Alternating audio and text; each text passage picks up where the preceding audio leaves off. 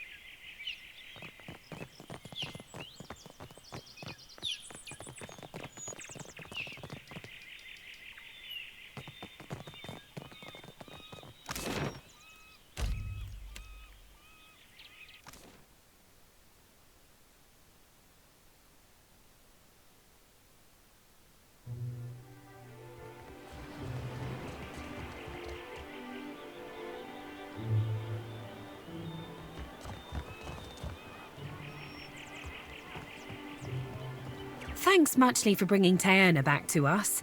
Her storm and weather spells will really strike an atmosphere for the play. And now that we've got a real big brute for Aethys, we can put on a proper play. Stick around for the performance. I think you'll be plenty pleased.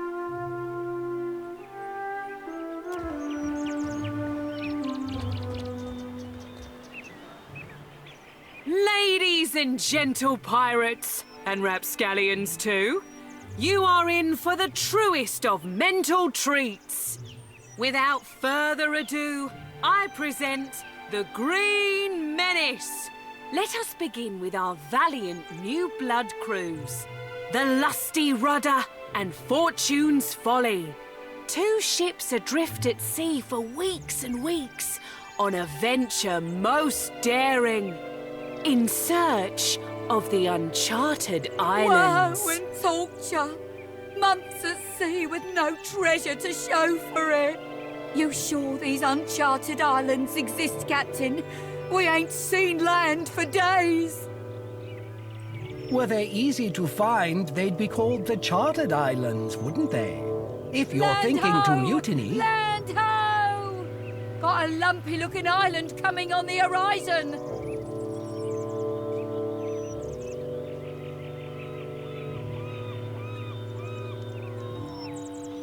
That's no island. That be the Green Menace. We are doomed for sure. Souls and gold and glory, you will give these to me. For I am a god among gods, and a true menace upon the seas. Souls and gold and glory. Blame the Dawn Stars, for they have summoned me. For us it will. And now, Andra, take me now. I must feed.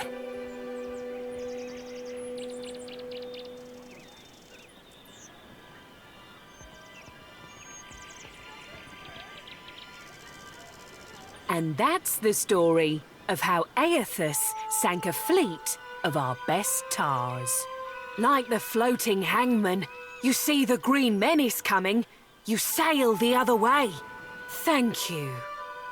Donations and gratuity are greatly appreciated. They love us, do you see? They God's damned loved us thanks to you.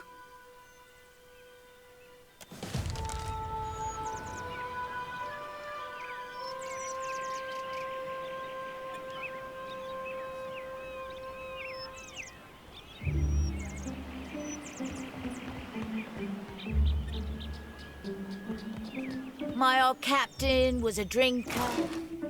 The day he was born to the day he died. Always he was rail thin. How was I? Wound up Bloody with a wooden marvellous, I bet. leg. I did it. 26 ships. I remembered and me a lines. fever. sunrise is a woe, doves. The coming Thanks again for your help. horizon We is couldn't a have done it without you. sea-sized ruin.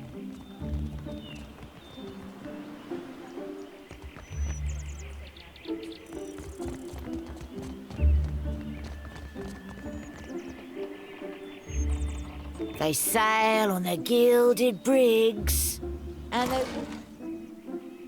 sail to us. Put down.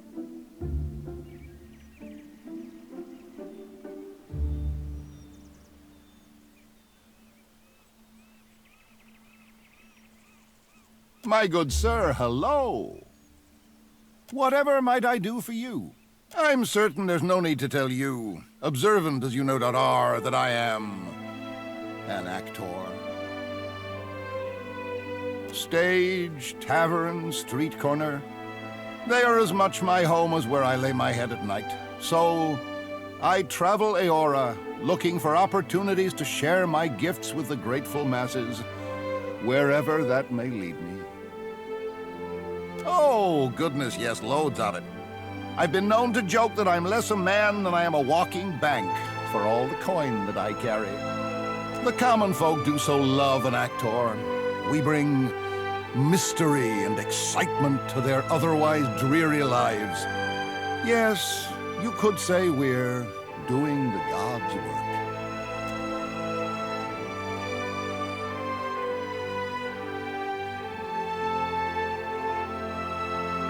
How dare you? But you're not wrong, to my great chagrin. Times have been tough of late, what with the giant statues smashing up the place, and few in the Deadfire have coin to spare besides. It's quite difficult, you know, living as I do. On occasion, foolish folk will take my act for reality. I've thrice been run out of a town for impersonating a foreign dignitary. Damn fools don't understand the blistering wit of my satire, I tell you. I had to learn to protect myself as a result, though I must admit, what martial skills I've got aren't of use for much more than fighting off wolves, or throttling a thief with designs on my satchel. Thank the gods, I hardly ever need to use them. I could talk myself out of nearly anything, you know. Well, thank you. I must say it's gratifying to be recognized for one's talents. All things being equal, I'd much rather recite a sonnet than swing an axe, but a man's got to make his way in the world any way he can. I'm certain there's no need. Stage, tavern, street corner. Oh, goodness, yes, loads of it. It's quite difficult. I had to live. Thank the gods, I hardly... Well, all things being equal, I would be honored. But a man needs to make a living, you know. You know where to find me if you change your mind. May luck accompany you on the road, my friend. But when should we lot, where and how could we settle? Drink more, doves, and you may sober up, sink. Aora's last ship, 3 stars.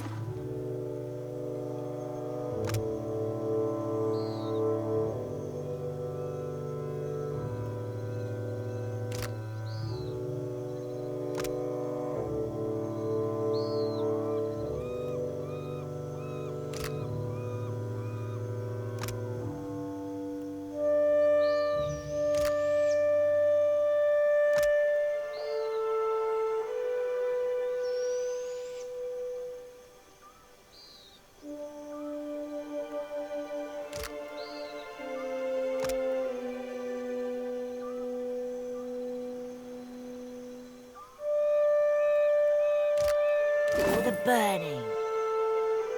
The morning is a blight, loves.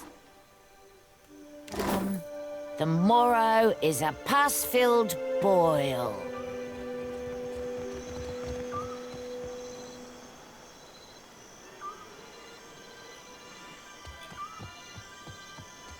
Welcome to my emporium. Whatever you need, I sell.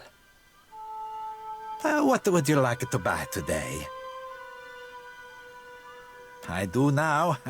I started out with only one stall and eventually branched out, buying out my competitors one by one.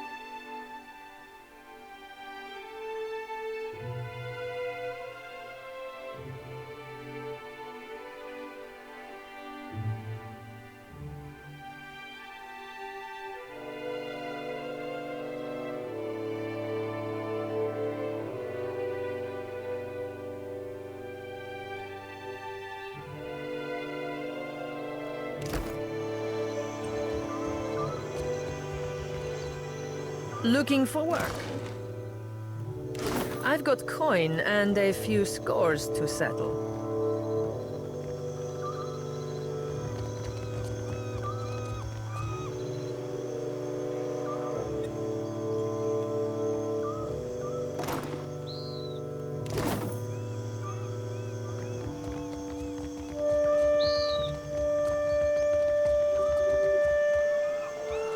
You carry yourself like a person well acquainted with violence. Care to put your skills to use for a good cause? And some coin? It's simple enough. The firebrand commanded by Captain Henqua once plagued the Deadfire. The skill and brutality of Henqua's crew was the stuff of legends. Legendary nightmares, more like. After how they did the crew with a virtuous reward. Even that bastard Benwith wanted nothing to do with them. But pirate legends don't live long. Some months ago, an alliance of Neketaka pirate hunters managed to corner the firebrand and sink her off the coast of Tikawara. They confirmed Captain Henkwa's death, but her senior crew members escaped unscathed. And now it seems like bringing the firebrand's crew to justice doesn't matter to anyone but me. So I want you to kill them. And I'll pay you out of my own pocket if you do. It's nothing personal. The crew earned their reputation through murder and thievery, and it would make me sick to see them regain an ounce of their power.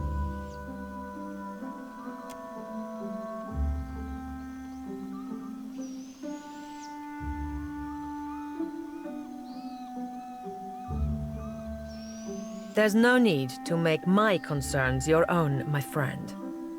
It's family business, that's all. But I suppose you have a right to know. My idiot kid sister was on the firebrand, seduced to a dishonest life by the promise of adventure. When the pirate hunters killed the crew and sank the ship, they also killed my sister.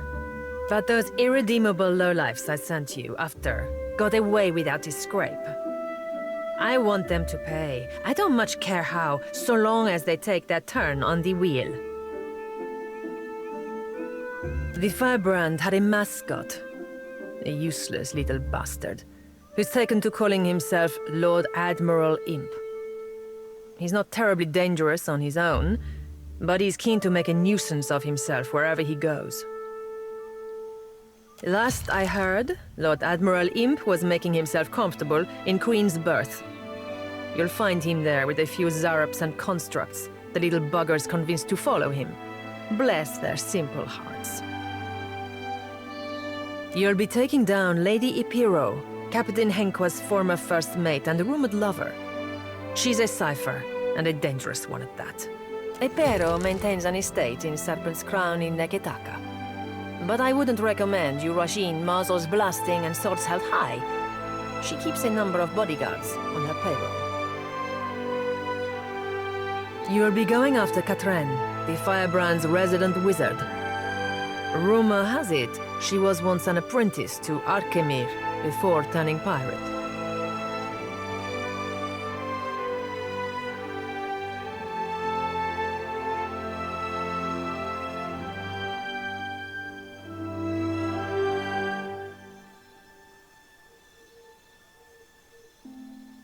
Last I heard, Katren and her sundry little minions could be found lazing about the sacred stair here in Neketaka at night.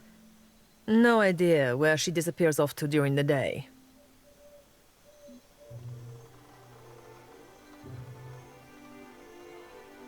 I have a challenge for you, my friend. And his name is Torkar, leader of the Firebrand's boarding parties. He's an ogre, with a reputation for cleverness and cruelty both.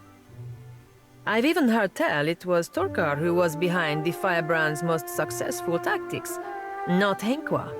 Torkar was last seen at Lifte's refuge here in Dunwich, dead set on joining a crew, or assembling his own. I trust you won't let that happen.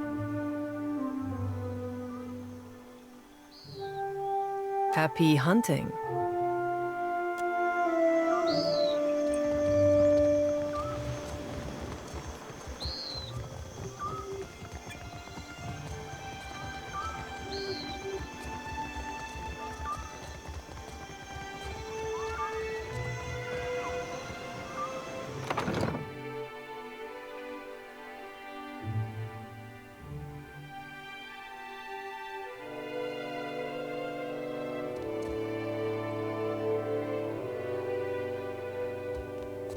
Welcome to the treasure trove, sailor.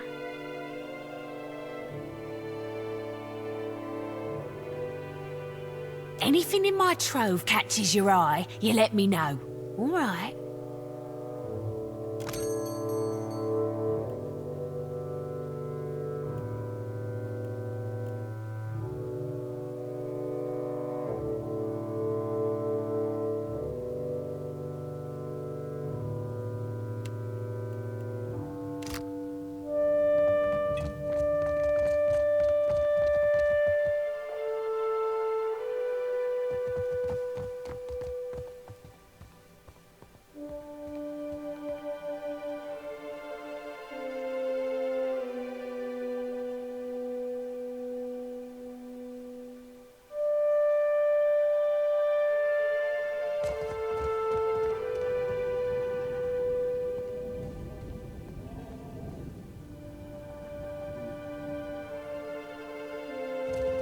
What for? Done and done.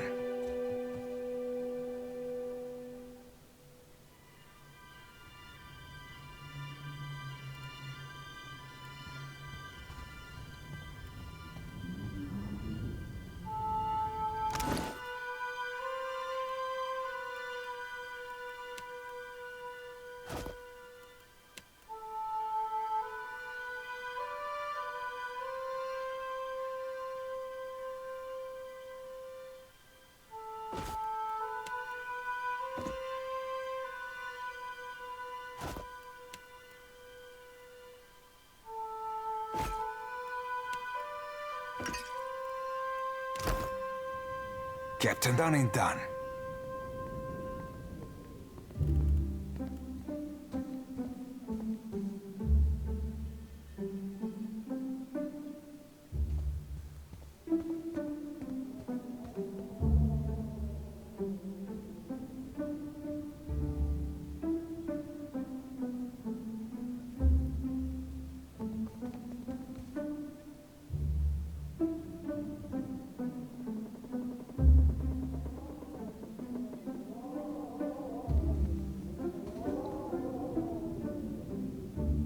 More than my eyes be open.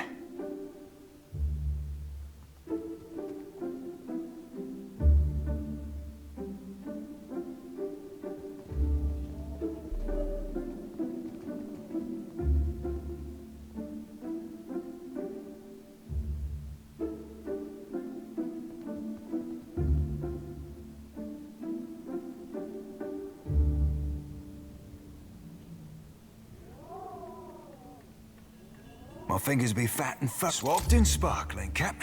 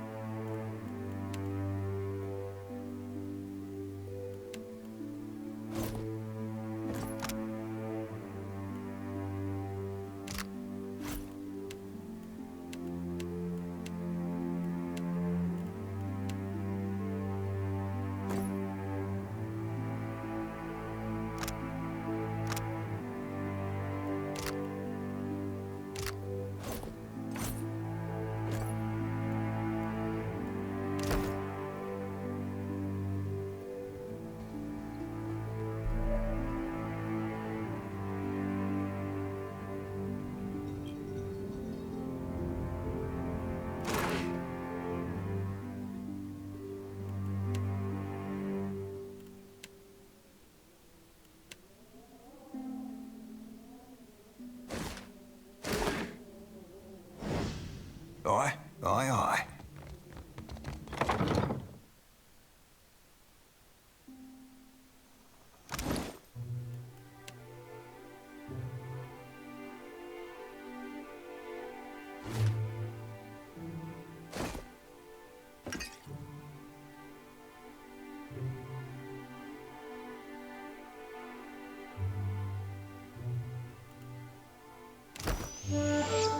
Aye, done and done.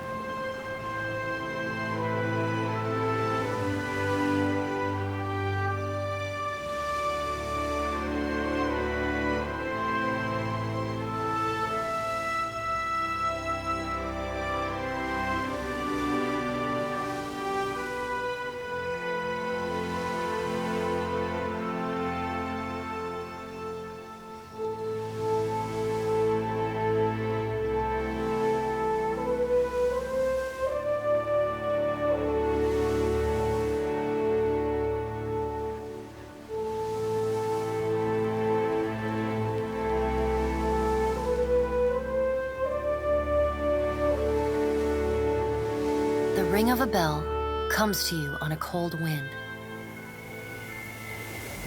The ring comes again and again, until soon the air is full with the sound of 1,000,000 bells ringing all at once.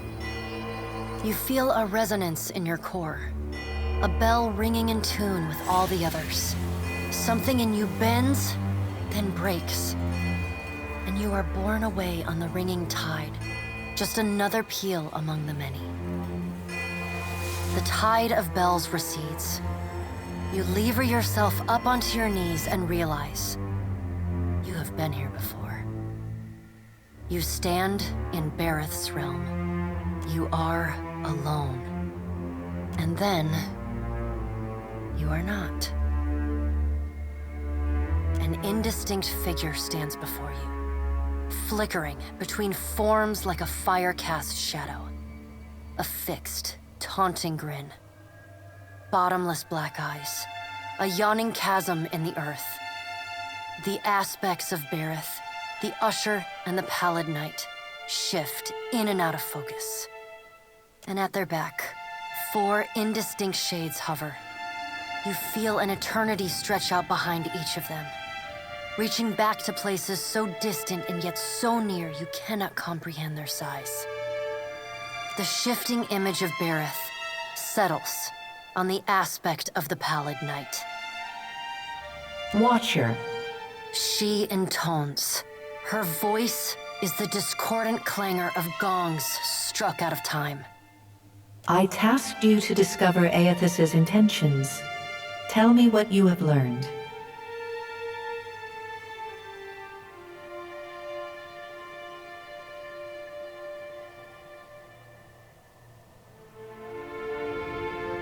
I remind you of our bargain. Time is short, and your soul dangles in the balance. The Pallid Knight says. Her wan face contorts into what on mortal kith might be called a smile. On her, the effect is more akin to a rotting pumpkin caving in upon itself. Do not give me cause to doubt your commitment, Watcher. Does Aethys frighten you, Bareth? He should. Magran subdued Aethys's influence once before, and yet he returned. From out of Wodika's shadow shuffles a hunched, bald man you recognize as the God Scan. His skin is mapped with swollen lash scars, and breath whistles through the ragged hole in his face where his nose once was. He does not speak, but stares up at Wodika, with naked loathing plain on his ruined face. Wodika steeples her long, knob-jointed fingers. We must annihilate Aethys now, before he makes a rash decision we cannot easily annul. A moon would do the job nicely. Wodika says, and grins.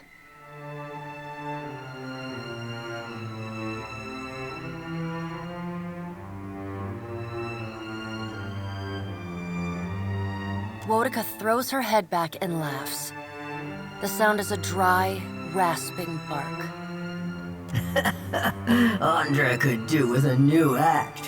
Her current one has grown rather stale. They see to their own affairs. You will speak to them in time, should you have the need. The Pallid Knight says. The figure beside the aspect of Berith flows forward in a swirling cloud of ash. The ash falls to the tiles and reveals a molten-skinned woman, leaning on a monstrous, wicked-edged broadsword. Mogren's glowing lips curl in disdain. We must find a solution to the problem of Aethys that is neither do nothing, nor destroy the world. I acted in haste during the Saints' War. You will not goad me into doing the same now. To move against him while his plans are unknown would be the height of foolishness. We must find wisdom in precaution. Mogren says.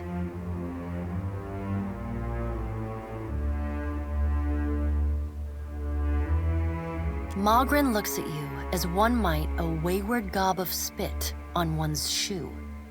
It is no business of yours what the gods decide.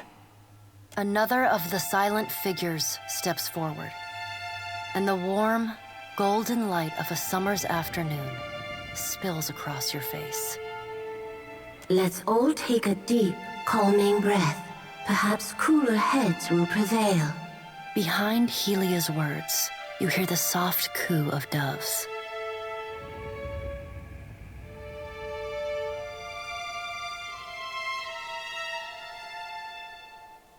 Aethys has been separated from us for too long. Isn't it possible he intends only to gather enough souls to reclaim his realm in the beyond? He should be welcomed.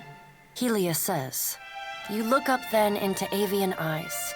Through them, you see clouds of starlings converge and divide. Scan shuffles forward. Yes, yes. We should welcome Aethys' return to the fold. His gratitude we can leverage to cajole him into divulging his plot. Then, when he believes himself to be in our good graces, we do as Wedica suggests, and crush him into the earth. Scan pauses, inspecting you. Ah, and here is the Watcher who let dear, desperate Alice die, instead of putting an end to the man who tormented her. Curious.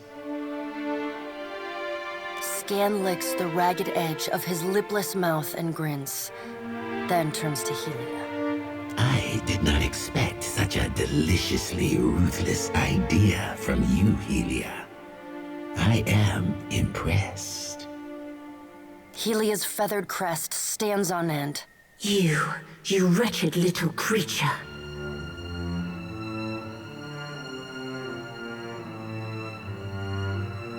The Pallid Knight gestures for silence.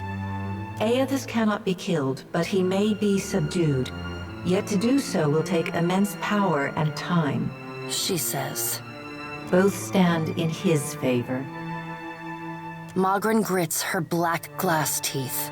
That is why we must ascertain his plans before he has the chance to put them into motion. She begins to pace. Her steps leave little trails of fire in her wake. Mogren stops and balls her hands into flaming fists. Even if we manage to destroy his current form, there is the possibility he could return, if he has not already absorbed all of his children.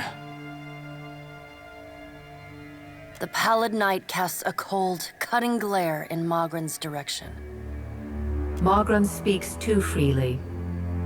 That knowledge is beyond your ken, Watcher. Wodica waves the gods to silence. Aethys gathers strength. His strength is a threat to us. Her voice takes on a sharp, almost panicked edge. There is no sensible answer to the question of a resurgent Aethys, other than decisive, final action. We will act when it is appropriate to do so, and not before. The Pallid Knight steps away from the half-circle of assembled gods. She pulls herself up to a great height. The words she speaks next come not from her mouth, but from all around you. Follow him, Watcher. The black of the Pallid Knight's irises expand until her eyes are as dark and cold as the void between stars. She bends down and brings her ghostly face level with your own. Your debt to me remains unpaid. She stares at you, unblinking. Like a needle drawn to a magnet, you are pulled toward her one compulsory step at a time. Helpless to resist, you tumble into her impossible eyes. You fall wildly, endlessly, unable to find your bearings or slow your spin. And in the distance, above, no, behind you, comes an insistent ringing. You angle yourself toward it, searching for the sound. A small silver bell appears just inches from your fingertips. You reach for it, straining to still its interminable ringing. The moment you touch it, your soul slams into your body with all the force of a fall from the top of the sky. You blink open your eyes and find yourself on the floor of your ship's cabin, alone.